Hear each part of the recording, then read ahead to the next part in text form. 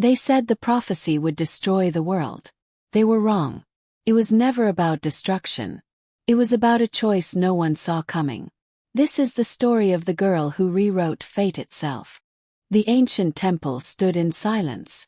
Stone walls bore marks of 1,000 years.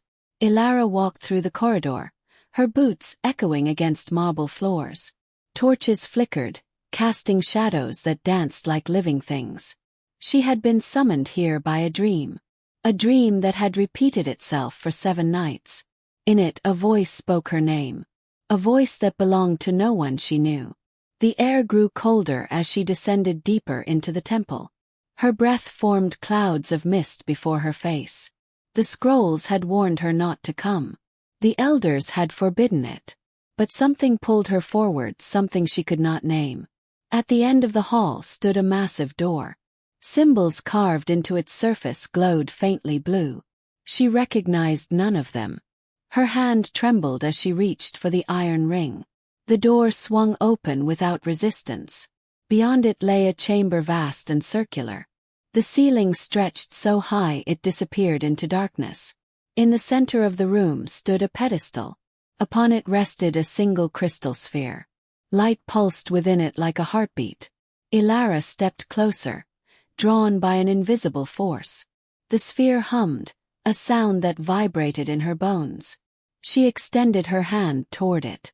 The moment her fingers touched the surface, the world exploded into light. Visions flooded her mind. Cities burning beneath crimson skies. Armies clashing across barren wastelands. A throne made of bones. And crowned with thorns. And there, sitting upon it, was her own face. But it was not her. The eyes were hollow, devoid of mercy or compassion. This version of herself wore armor black as midnight. Blood stained her hands. Corpses lay at her feet. The vision shifted. She saw herself standing before a gathering of robed figures. They pointed at her, their faces twisted in fear. One of them spoke, his voice cutting through the chaos. The prophecy names her as our doom. She will bring the end of all things. The stars have aligned for her arrival. Elara tried to pull her hand away from the sphere, but it held her fast, as if fused to her skin. Another vision came. A child crying in the ruins of a village. The child looked up, and Elara saw her own eyes staring back. The child reached out begging for help.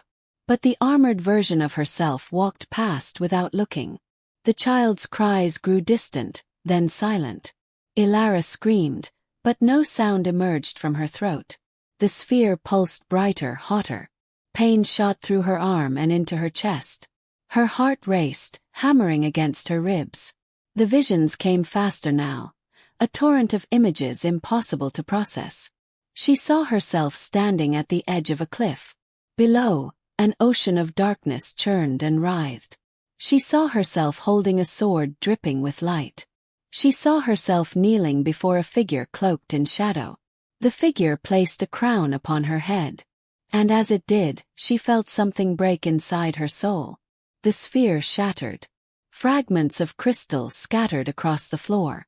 Elara collapsed, gasping for air. Her hand was burned, the skin red and blistered. But the pain in her flesh was nothing compared to the terror in her heart. She understood now why the prophecy had been hidden.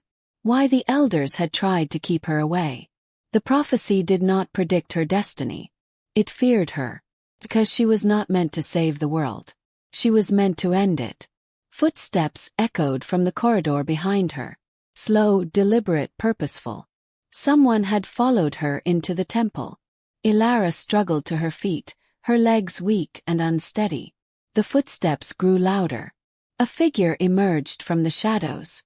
It was a woman, tall and regal, dressed in robes of deepest purple. Her hair was silver, her eyes like polished steel. She looked at Elara with an expression that was neither anger nor pity. It was something far worse. Resignation. "So it is true," the woman said, her voice steady and cold. "The Unwritten One has awakened." Elara opened her mouth to speak, but words failed her. The woman stepped closer, her gaze never leaving Elara's face. You do not yet understand what you are, she continued. But you will. The stars aligned the moment you were born. The prophecy has waited centuries for this hour. And now that you have touched the sphere of fates, there is no turning back. Elara found her voice at last. I saw myself, she whispered. I saw what I become. The woman nodded slowly. You saw one path, she replied. The path the prophecy fears most. But there are others.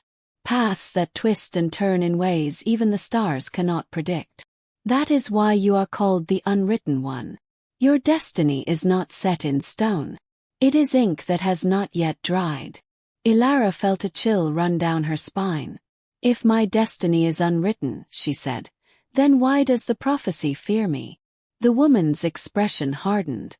Because even an unwritten story can end in tragedy, she said. And the visions you saw are not mere possibilities. They are warnings. The darkness you witnessed is already stirring. It knows you have awakened.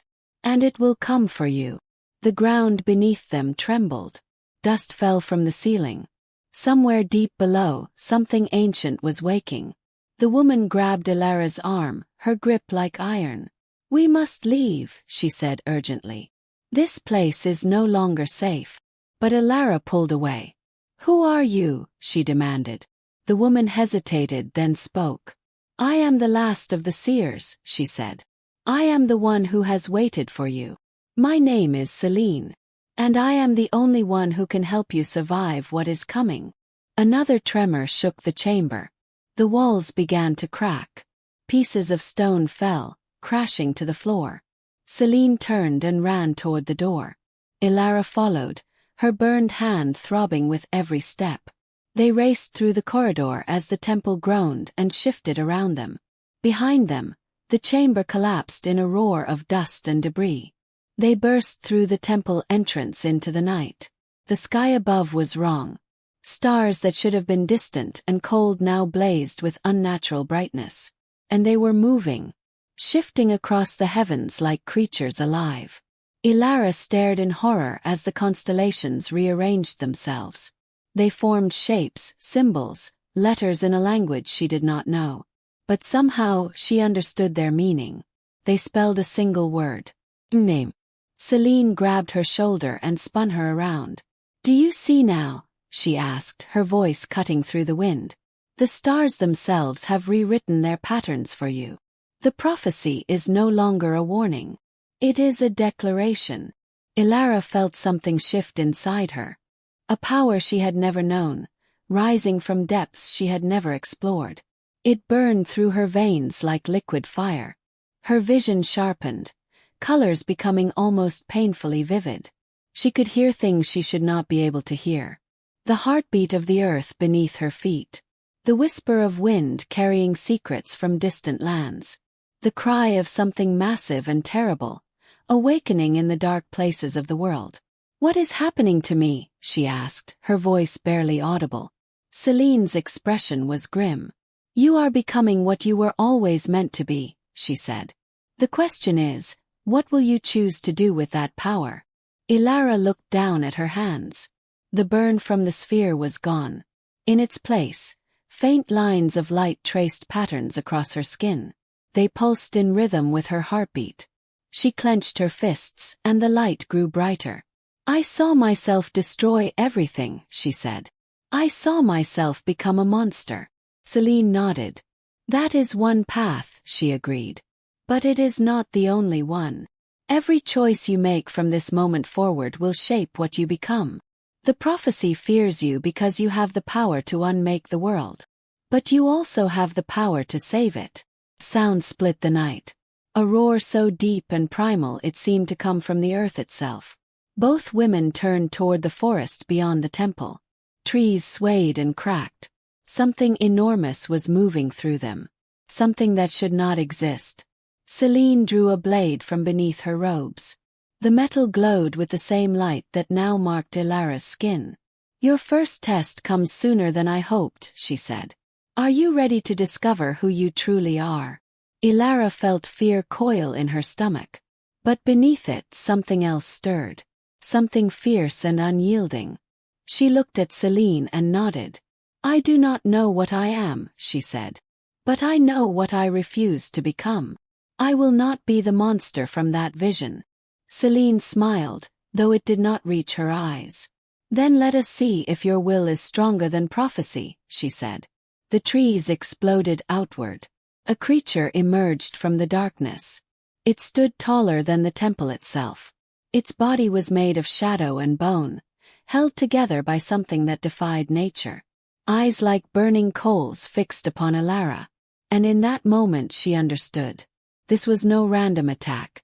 This creature had been sent for her. The darkness she had seen in her visions was already here. It had found her. The creature opened its massive jaws and roared again. The sound shook the ground and rattled Elara's teeth.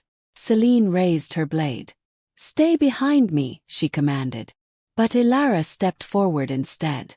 The light on her skin blazed brighter. Power surged through her, wild and untamed. She did not know how to control it. She did not know what she was doing. But she knew one thing with absolute certainty. She would not run. Not from this creature. Not from the prophecy. Not from her destiny, written or unwritten. She would face it. And she would decide for herself what she would become. The creature lunged forward, claws extended. Elara raised her hands. Light erupted from her palms. The battle for her soul had begun. The light that burst from Elara's hands tore through the night like a blade through silk. It struck the creature in its chest, and the beast howled in rage and pain. The sound was deafening, echoing across the mountains and valleys beyond. Elara felt the power drain from her body, leaving her weak and gasping. She stumbled backward, her legs nearly giving out beneath her. Celine caught her before she fell. "Foolish girl," Celine hissed. "You cannot simply unleash power without understanding it. You will burn yourself out before the fight has even begun." The creature shook its massive head, recovering from the blast. Smoke rose from the wound in its chest, but it was already healing. Shadow and bone knitted together, reforming as if the attack had been nothing more than an annoyance. Elara watched in horror as the creature grew larger. It fed on the energy she had thrown at it. Her attack had made it stronger. "How do I fight it?" she asked desperately. Celine pulled her back toward the temple ruins. "You do not fight it," she said. "Not yet. You do not know how to wield what you have become. Raw power without control is suicide." The creature advanced, each step shaking the earth. Its eyes never left Elara, burning with hunger and malice. Celine raised her glowing blade and began to chant. The words were in a language older than memory. They seemed to bend the air itself, creating ripples of force that spread outward. A barrier of light formed between them and the creature. The beast slammed into it with full force. The barrier held but barely. Cracks appeared in its surface, spreading like fractures in ice. "This will not hold long," Celine said through gritted teeth. "We need to reach the sanctuary. There are wards there, protections laid down by the ancients. It is the only place we will be safe." Elara looked around frantically. "Where is this sanctuary?" she demanded. Celine pointed to the north, where mountains rose like jagged teeth against the starlit sky. "Beyond the shattered peaks," she said. 3 days' journey on foot. But we do not have 3 days. The creature struck the barrier again. More cracks appeared, spreading faster now. Elara could see the barrier beginning to fail. "Then how do we get there?" she asked. Celine closed her eyes and began another chant. This one was different, lighter, almost musical. The air around them began to shimmer and twist. Elara felt a strange sensation, as if the ground beneath her feet was no longer solid. "Hold on to me," Celine commanded. "And do not let go, no matter what you see or feel." Elara grabbed Celine's arm just as the barrier shattered. The creature lunged forward with a triumphant roar. But before its claws could reach them, the world dissolved into light. Elara felt herself being pulled in every direction at once. Her body stretched and compressed, existing in multiple places simultaneously. She saw glimpses of impossible things. Worlds within worlds, realities stacked upon realities.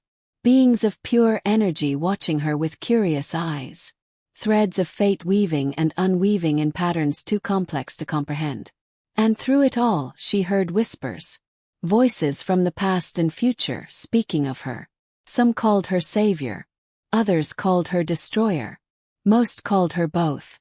Then, as suddenly as it had begun, the sensation stopped. Elara collapsed onto cold stone, her stomach heaving. She retched but nothing came up. Her entire body trembled from the experience. "Breathe," Celine said calmly. "The disorientation will pass." Elara forced herself to look up. They were no longer at the temple. They stood in a courtyard surrounded by walls of white stone. The architecture was unlike anything she had ever seen. Towers spiraled upward in impossible geometries. Arches defied gravity, connecting structures that should have collapsed under their own weight. And everywhere, carved into every surface, were symbols that glowed with soft blue light. "Where are we?" Elara managed to ask. "The sanctuary of the unnamed," Celine replied. "One of the last refuges of the old magic. The creature cannot reach us here. These wards were created by the first seers, in a time before the world was broken." Elara slowly got to her feet, still unsteady. She looked around, taking in the strange beauty of this place. The sky above was wrong here too.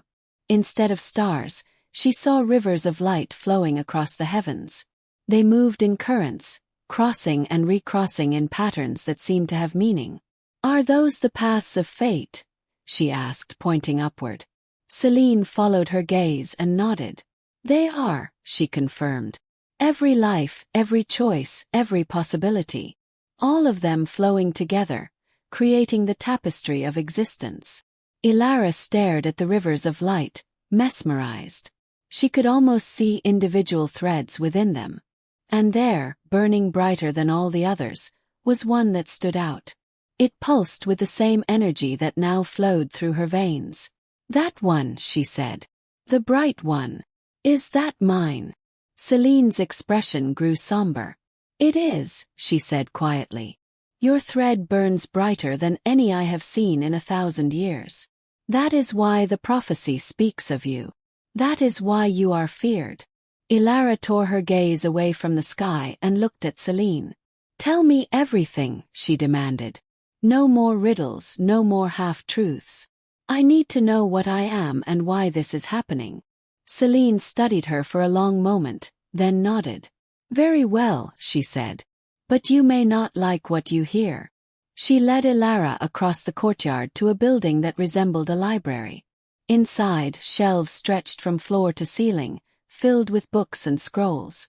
But many of the shelves were empty, as if the knowledge they once held had been lost or destroyed. Celine moved to a table in the center of the room and gestured for Elara to sit. "Long ago, before the world took its current form, there existed beings of immense power," Celine began. "They were called the architects, for they shaped reality itself according to their will. They created the laws that govern existence. Life and death, time and space, cause and effect. All of it came from them." Elara listened, her heart pounding. "But the architects grew arrogant," Celine continued. "They believed themselves to be gods. They fought among themselves, each seeking to remake the world according to their own vision. Their war nearly destroyed everything. In the end, the surviving architects realized what they had done. They saw that their power was too great, too dangerous to wield freely. So they made a choice. They bound their power into the fabric of reality itself, scattering it across the world in fragments. Then they faded, becoming nothing more than echoes and memories." Celine paused, her eyes distant. "But they left behind a fail-safe," she said. "A way for their power to return if the world ever needed it. They wove into the pattern of fate the possibility of an unwritten one. A being who could inherit the scattered fragments and wield them as the architects once did." Elara felt cold dread settling in her chest. "And you think I am this unwritten one?" she asked. Celine nodded slowly. I do not think, she said. I know. The moment you touched the sphere of fates, you awakened the first fragment within yourself. The power you felt, the visions you saw, all of it confirms what the prophecy has long predicted. You are the heir to the architects. You are being called to gather the fragments and become what they once were. Elara stood abruptly, her chair scraping against the stone floor. No, she said firmly. I saw what that power does. I saw myself destroy everything. I will not become that. Celine rose as well, her expression sympathetic but unyielding. You may not have a choice, she said gently. The fragments called to each other. Now that one has awakened within you, the others will be drawn to you. And there are forces in this world that seek those fragments for themselves. The creature that attacked us was only the first. There will be more, and they will be worse. Darker powers are already moving, sensing your awakening. They will hunt you relentlessly until they either claim the fragments or destroy you. Elara paced across the room, her mind racing. Everything she had known, everything she had believed about herself and her life, had been shattered in a single night. What if I refuse, she asked. What if I hide here in this sanctuary and never leave? Celine shook her head. The sanctuary is strong, but it is not eternal, she replied. Without the fragments, without someone to wield the old magic, the protections will eventually fail. And even if they did not, the world beyond these walls is already beginning to tear itself apart. The balance the architects created is breaking down. Without an heir to restore it, reality itself will unravel. Every living thing will perish in the chaos. Elara stopped pacing and looked at Celine with anguish in her eyes. So my choice is to become a monster or watch the world end? She asked bitterly. Those are not your only options, Celine said. The visions you saw were possibilities, not certainties. Yes, the power of the architects could corrupt you. Yes, you could become the destroyer the prophecy fears. But you could also choose a different path. You could gather the fragments and use them to heal rather than harm. You could become the force that saves the world instead of ending it. Elara wanted to believe her. She wanted to think that she could wield such power without being consumed by it. But the visions had been so vivid, so real. She had felt the darkness inside herself in those moments. She had felt how easy it would be to give in to it. How? She asked quietly. How do I resist that darkness? Celine came around the table and placed a hand on Elara's shoulder. By remembering who you are, she said. By holding on to the things that make you human. Love, compassion, mercy. These are not weaknesses. They are the only things that can anchor you when the power threatens to sweep you away. The architects fell because they lost sight of what they were protecting. They became so focused on their own desires that they forgot about the world they had created. You must not make the same mistake. Elara took a deep breath, trying to steady herself. If I do this, she said slowly. If I try to gather these fragments and control this power, will you help me? Celine smiled, and this time it was genuine. I have been waiting my entire life for this moment, she said. I was born to guide the Unwritten One. Every seer in my line has passed down the knowledge and preparation for your arrival. I will stand with you until the end, whatever that end may be. Elara felt a small measure of comfort in those words. At least she would not face this alone. Where do we start? She asked. Celine moved to one of the shelves and pulled down an ancient tome. She opened it carefully, the pages crackling with age. Inside were maps and diagrams, all annotated in the same ancient script. There are 7 fragments in total, Celine explained. Each one represents a different aspect of creation. Life, death, order, chaos, light, darkness, and the void between all things. You have already awakened the fragment of life. That is why your thread burns so brightly. The others are scattered across the world, hidden in places of power. She pointed to locations marked on the map. The fragment of death lies in the tomb of endless night. The fragment of order is kept in the clockwork citadel. Chaos sleeps in the heart of the maelstrom. Light rests in the cathedral of the first dawn. Darkness is bound in the abyss of forgotten dreams. And the void waits in the place where reality ends. Elara studied the map, her anxiety growing with each location. These places all sound extremely dangerous, she observed. Celine's expression confirmed her fears. They are, she said bluntly. Each fragment is guarded, either by ancient protections or by those who wish to claim it for themselves. Retrieving them will test you in ways you cannot imagine. And each time you absorb a fragment, you will grow stronger. But you will also come closer to losing yourself. The power will whisper to you, tempting you with visions of what you could become. You will need to be strong, stronger than you have ever been. Elara felt the weight of what lay ahead settling onto her shoulders. It was overwhelming, impossible. How could she, one person who had lived an ordinary life until tonight, hope to accomplish such a task? But even as doubt filled her mind, she felt that power stirring within her again. The fragment of life pulsed in rhythm with her heart. It reminded her that she was no longer ordinary. She was something more now, something that terrified her but also gave her hope. "When do we leave?" she asked. Celine closed the tome. "You need rest first," she said. "The journey through the ethereal pathways has drained you more than you realize. Sleep, regain your strength. Tomorrow we will begin planning our first journey. But tonight you are safe." Elara wanted to argue, but exhaustion suddenly crashed over her like a wave. Her body felt heavy, her mind foggy. Celine led her to a small chamber off the library. Inside was a simple bed with clean white sheets. Elara collapsed onto it without bothering to remove her boots. "Sleep well, Unwritten One," Celine said from the doorway. "Tomorrow, your true journey begins." The door closed softly, leaving Elara alone in the darkness. She lay there, staring at the ceiling, her mind too full of thoughts to quiet. But eventually exhaustion won. Her eyes closed, and she drifted into an uneasy sleep. In her dreams, she walked through a garden of impossible flowers. They bloomed and wilted in moments, cycling through entire lifetimes in the span of seconds. A figure stood at the center of the garden, waiting for her. As she approached, she saw that it was herself. But this version wore no armor, carried no weapons. She looked peaceful, serene, whole. "Who are you?" Elara asked. The other smiled. "I am who you could become," she replied.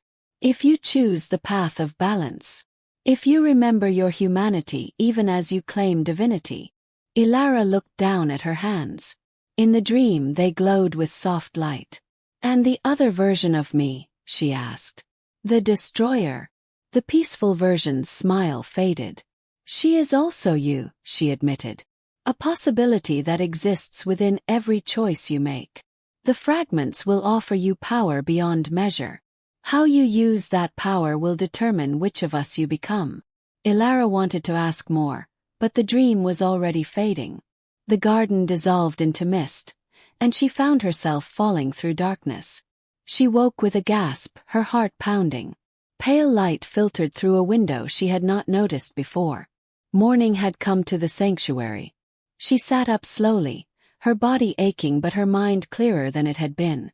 The fear was still there, the doubt and uncertainty. But beneath it all was something new. Determination. She would not let the prophecy define her. She would not become the monster from her visions. She would gather the fragments, not because fate demanded it, but because it was the only way to protect the world.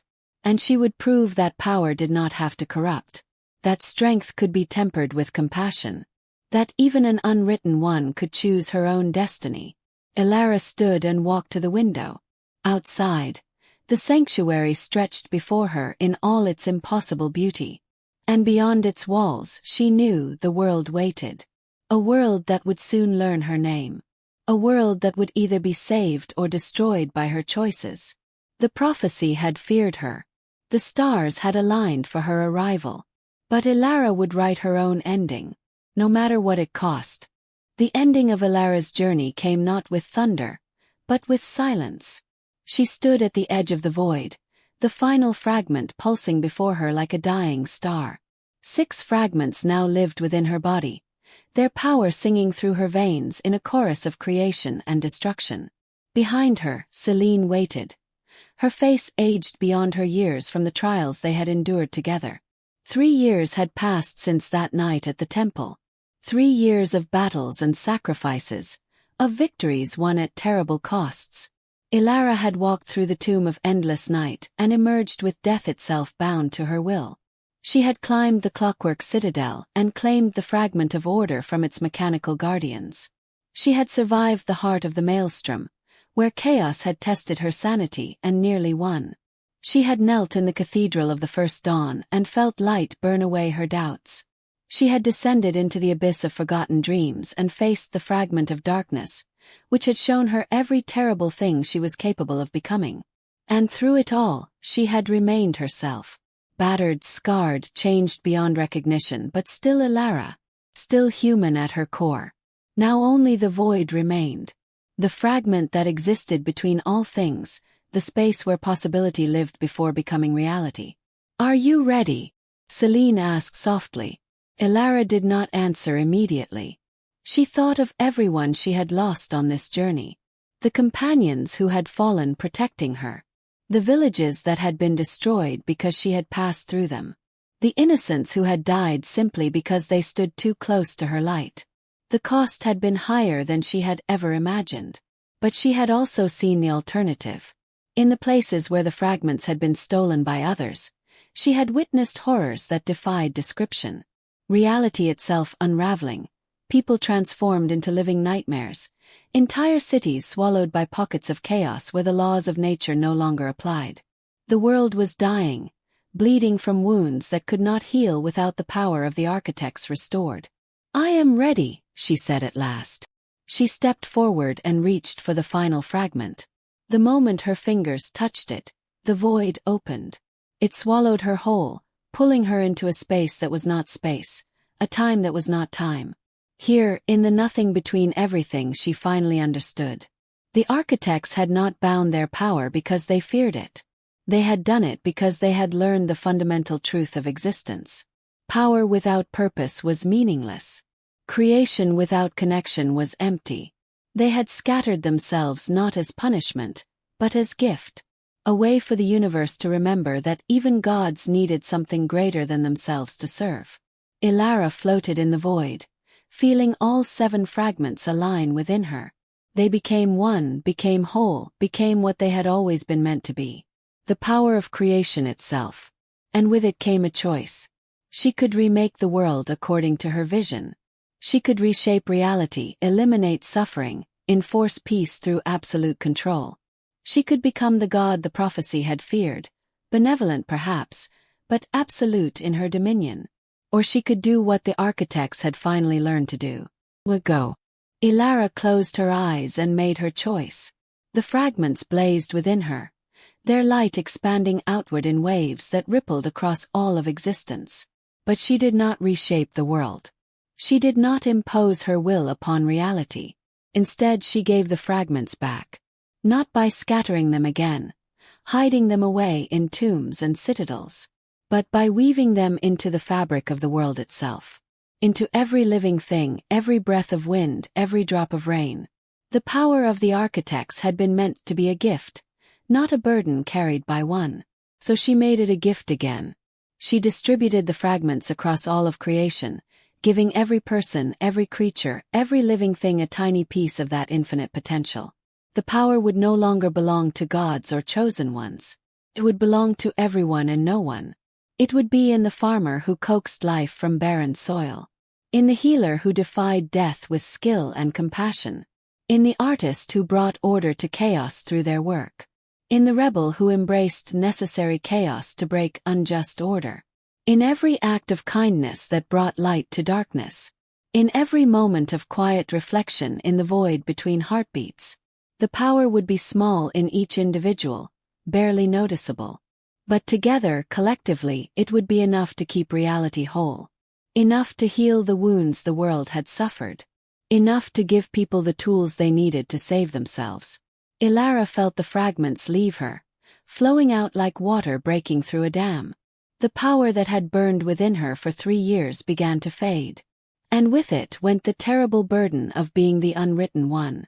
She was just Elara again. Just human. Just herself. The void released her gently, returning her to the sanctuary where Selene waited. Elara collapsed into her mentor's arms, weeping with relief and exhaustion. "What have you done?" Selene whispered, feeling the change that had swept across the world. Elara looked up at her with eyes that no longer glowed with divine light. "I wrote my ending," she said.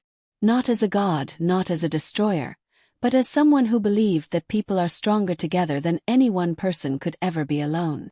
Selene helped her to her feet, and together they walked to the edge of the sanctuary. The walls that had protected this place for centuries were fading, no longer needed. The wards dissolved like morning mist, returning their power to the world. Beyond, the land was healing. The tiers in reality were closing, stitched together by the collective will of millions of people who now carried fragments of creation within themselves. Most would never know what they possessed. They would simply find themselves a little stronger, a little more capable of shaping their own destinies. And that was exactly how it should be. "The prophecy was wrong," Elara said quietly. "It feared me because it thought I would take power for myself. It never considered that I might give it away." Selene smiled, tears running down her weathered face. "The prophecy was not wrong," she corrected gently. "It simply could not see past its own assumptions. You were always meant to be the Unwritten One. A destiny that no prophecy could predict because you refused to let fate write your story." They stood together in silence as the sanctuary around them continued to fade. The impossible architecture dissolved, returning to the earth. The rivers of fate in the sky above shifted and changed, no longer showing one bright thread that outshone all others. Instead, countless threads now glowed with equal brilliance, weaving together in patterns of infinite complexity. Every life, every choice, every possibility now carried the potential for greatness. "What will you do now?" Selene asked. Elara considered the question. She was tired, so tired she could barely stand. But she was also free in a way she had never been before. Free of destiny, free of prophecy, free of the weight of saving the world. "I think I will go home," she said. "Back to the village where I was born. I will plant a garden and watch things grow. I will live quietly and remember that sometimes the greatest power is knowing when not to use it." Selene nodded approvingly. "And I will return to the Order of Seers," she said. "We must record what has happened here, what you have done, so that future generations will understand. The age of the architects has ended. The age of humanity has begun." They embraced one final time, mentor and student, guardian and charge, friends who had walked through fire together and emerged transformed. Then they parted, each to their own path. Elara walked down from the mountain as the last stones of the sanctuary crumbled behind her. She carried nothing but the clothes on her back and the memories of her journey. The power was gone, but she did not miss it. She had proven what she needed to prove to the world and to herself. That destiny was not written in the stars.